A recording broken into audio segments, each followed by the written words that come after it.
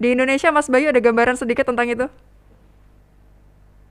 Ya kalau terkait setelah ini ya, apa, Pasca vaksin ya? vaksin itu memang tantangan juga karena orang Indonesia kalau udah divaksin sering terus abai karena mereka merasa apa ya ini karena edukasinya setengah-setengah. Jadi mereka mengira ya tadi vaksin itu sudah end game. Jadi kalau sudah ada vaksin ya udah nggak perlu masker. Padahal sudah berkali-kali juga diberikan informasi bahwa kalau sudah divaksin itu yang saat ini sudah terbukti adalah mencegah penyakit kena COVID yang sedang sampai berat bahkan meninggal itu memang sangat turun sekali bisa sampai 100% untuk beberapa Mhm. vaksin. Tapi minimal itu tinggi angkanya untuk penurunannya. Tapi kalau untuk mencegah yang bergejala ataupun yang OTG transmisi kan OTG pun sudah bisa menularkan. Nah itu pencegahan menjadi vaksin untuk mencegah itu oh, dia terpapar kemudian dia tidak sakit. Tapi OTG itu juga kemampuannya vaksin itu tidak begitu belum begitu bagus. Belum ada vaksin yang benar-benar bisa sampai 80% mencegah orang menjadi OTG. Karena OTG itu kan level paling ringan di bawah yang bergejala. Itu belum ada vaksin yang bisa sehebat itu. Kenapa? Karena tadi variannya itu COVID ini, SARS-CoV-2 ini timbul varian terus. Nah, timbul variannya juga salah satunya diduga karena penularan masih sering terjadi. Nah, yang hal ini yang tidak masuk ke dalam komunikasi, tidak masuk di dalam perilaku orang-orang karena mereka mikirnya kalau divaksin aman. Ya enggak, sudah divaksin masih bisa sakit, tapi biasanya sakitnya ringan. Makanya vaksin itu, kalau kita sering bilang itu adalah multiple layer of protection, kayak Swiss cheese model, jadi kayak keju. Itu kan berlapis-lapis kalau keju Swiss itu. Nah, perlindungan itu juga berlapis-lapis. Pertama dari mencegah terpapar dulu, pakai masker, jaga jarak. Kemudian kalau terpapar jangan sampai sakit, itu vaksin.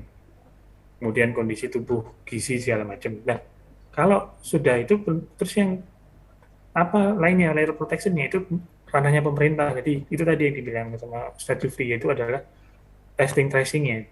Nah ini yang kadang orang kurang paham bahwa protection itu ya udah kalau ada satu sudah vaksin ya vaksin. Kalau saya pakai masker saya nggak perlu vaksin. Ada juga yang seperti itu saya takut vaksin ini sudah saya pakai masker aja.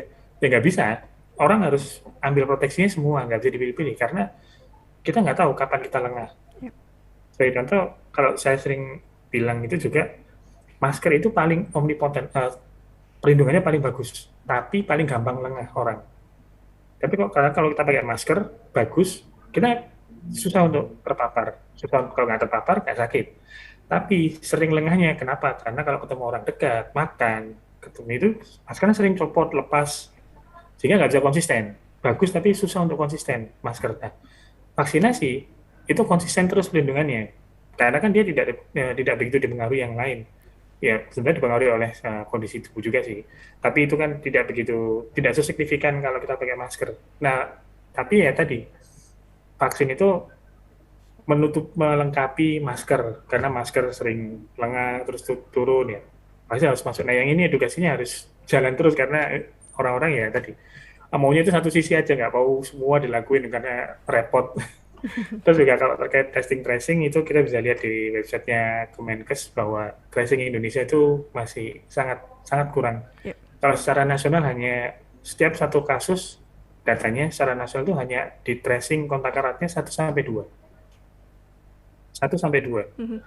Di DIY bahkan kurang dari 0,8, kurang dari 1. Oke. Artinya banyak kasus yang itu kontak eratnya nggak terdeteksi.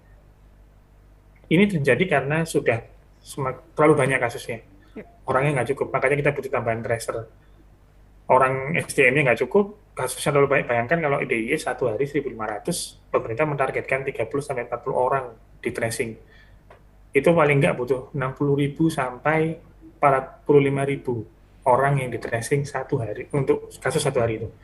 Nah itu kalau belum selesai numpuk terus, ya tadi akhirnya kewalahan nggak bisa di tracing, yang di tracing nggak bisa dikit.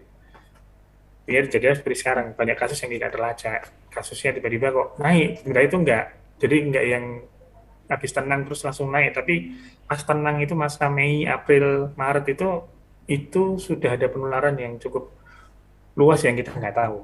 Ditambah Hmm. terus dengan pergerakan di Lebaran, tambah lagi luas, ya udah akhirnya tinggal panennya sekarang naik. Hmm. Nah kasusnya di lapangan sudah terlalu banyak dan masyarakat tadi vaksin enggak, masker ya susah disuruh. Baik.